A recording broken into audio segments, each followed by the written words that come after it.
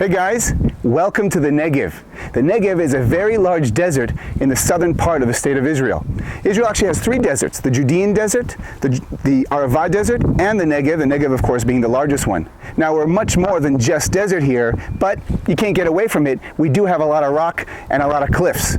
We're actually standing on a cliff overlooking something called Machtesh Ramon, or the Ramon crater. Here, come on a little closer. Don't worry, I won't let you fall.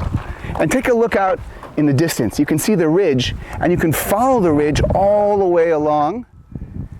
And as you're looking, you should know that the crater is not an impact crater like you would have from a meteorite hitting the Earth, but it's a geological crater. And it's a crater that was formed millions of years ago when all of this area was covered in water. Then there were some major earthquakes that happened not far from here, down by where the Dead Sea is towards the east. And the earth broke apart, that part dropped, and all of the sea began to dissipate and disappear, and we were left with mountaintops that were once underwater. All of a sudden, the wind and the elements started to carve more and more of the top part of that mountain out, and it became, well, what you see down below. You know what? Actually, let me show you something. This might help understand. It's not that I had lunch for later, but I brought this to help explain. It's a great way to explain too. This, of course, is a croissant. But if you take a look at the croissant and you imagine the whole area covered with water, millions of years ago, when those earthquakes happened not far from here, the earth shifted way out to the east. And then when that happened, the water began to dissipate, and only the top part of the croissant was showing over the water. But then wind came and all the elements, and slowly the top began to be eaten away. Sorry. And then more and more of the sea that was around began to seep inside the croissant and began to eat out the inside. It just began to fill. Very good. And then there was more earthquakes, and a crack opened up on the eastern side, and all the water came out. And then you're left with, sorry, you probably heard that, an incredible geological formation, unlike anything in the world. In fact, it's 40 kilometers long, and that's exactly what you see over here, with a depth of about 500 to 600 meters. Incredible. You know what? Here, come a little closer. I gotta show you this cliff. It is amazing. Here, careful with it. I'm not gonna let you fall. Don't worry. Don't worry. Now take a look. A little bit more. Go. That's quite a drop, isn't it? All right, still more to see in the Negev. You couldn't leave the Negev, of course, without having at least one shot on a camel.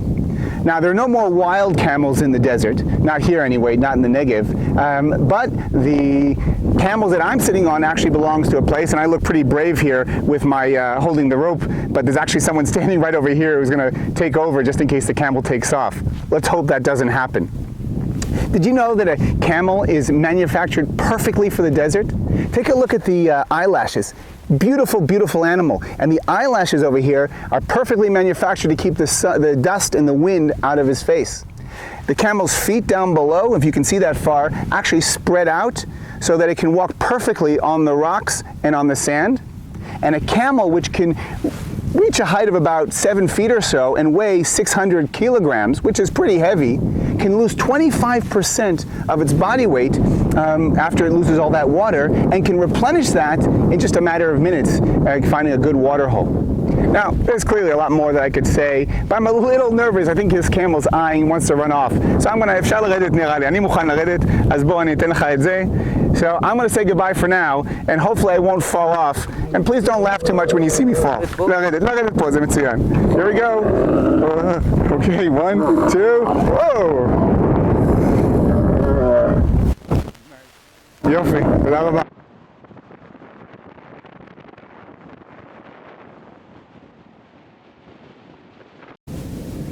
We're here at Kibbutz Sde Boker. Sde Boker is a very unique kibbutz, actually. Kibbutzim in general are unique in that you work as much as you can, receive as much as you need. At least that was the way it was back in the beginning when the first kibbutz was founded in 1909. Things are pretty different nowadays. There's a whole spectrum of different kinds of kibbutzim. But it was unique in that it was on the frontier. And that too actually wasn't so unique. Back in 1952, when this kibbutz was founded, all the kibbutzim were on the frontier. What was unique about it is that David Ben-Gurion, the very first prime minister of the state of Israel, saw this as his destiny. Back in 1906, when he first immigrated, he first made aliyah to the land, he came as a chalutz, as a pioneer. He was ready to change reality with his own hands.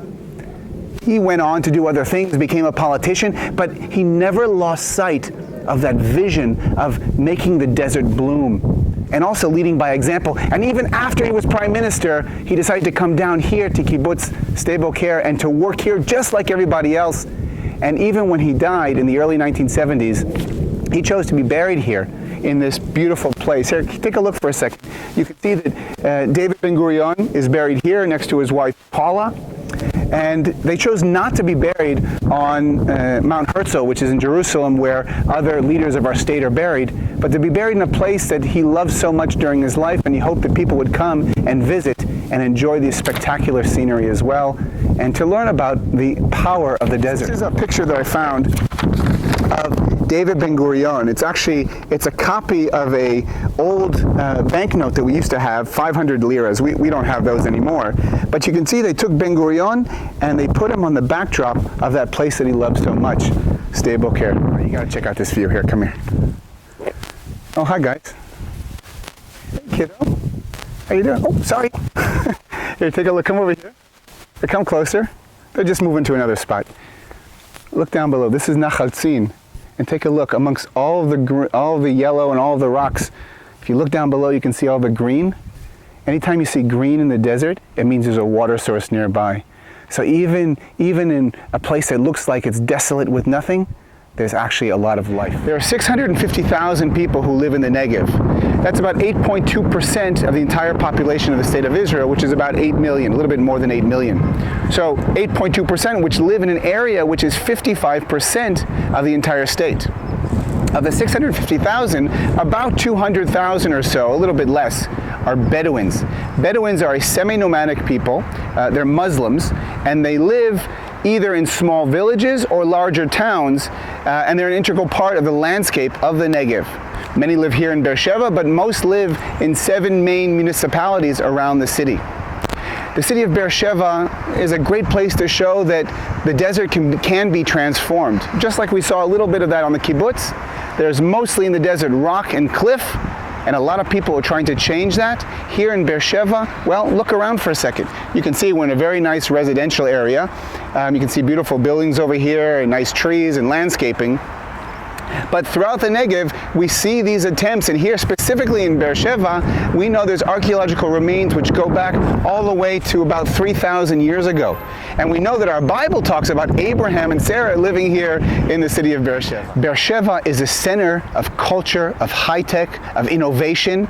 Riding through the streets of Beersheba, you can see bike trails, and you can see malls, and you can see industry, and you can see high-tech, and you can see a university and a hospital. It really is an incredible place. It wasn't always this way, but it's changing, and it really is a special place to visit. You know what? Let me show you where we've been today. Of course, this is our map, and you can see here the Negev, Machtesh Ramon, which was that big crater. You can see right over here. Sde Boker, the kibbutz we were on, right over here, and the city of Beersheba. So we really were able to cut through a lot of the desert, a lot of the Negev, and hopefully had a great insight into the power and the beauty of this wonderful place. Bye.